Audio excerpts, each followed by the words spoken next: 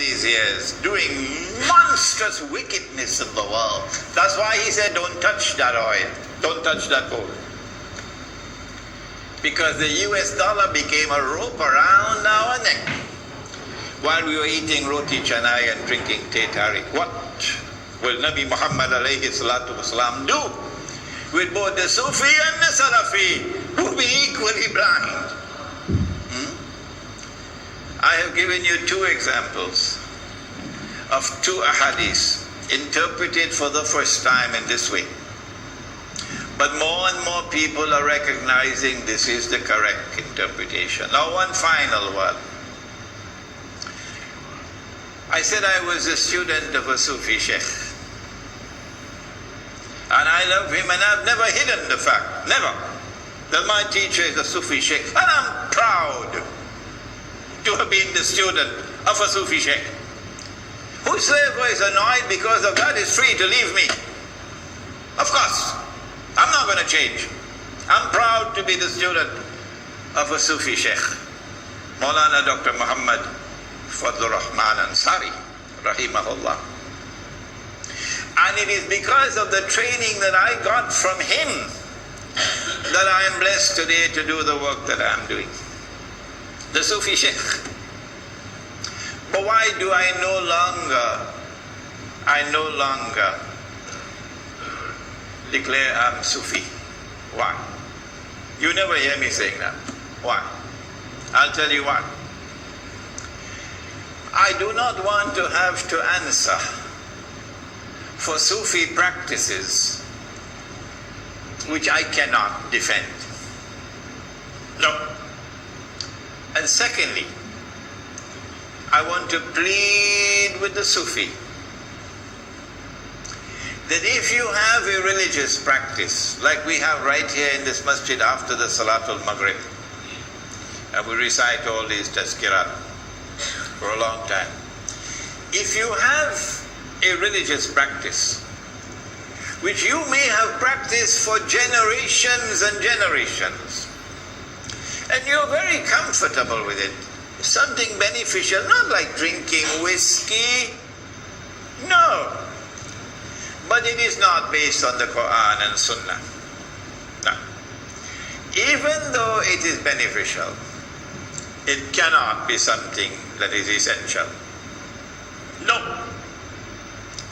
If it is not in the Quran and not in the Sunnah, if the Aslaf did not practice it, it cannot be considered to be essential. Not at all. You can say beneficial, but you cannot say essential. And so I want to now ask, we are living on the brink of a pit of fire. The world is going to be very, very different from what it is today in a short time from now.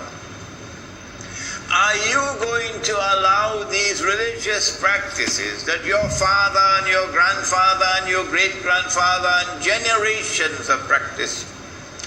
But it is not in the Quran, it is not in the Sunnah. Celebrating the birth anniversary of the Prophet Muhammad alayhi salatu wasalam, Mawlid.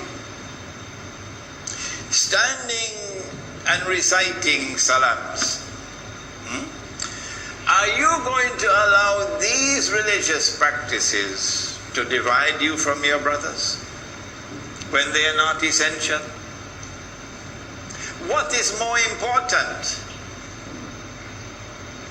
وَاعْتَصِمُوا بِحَبْلِ اللَّهِ جَمِيعًا وَلَا تَفَرَّقُوا.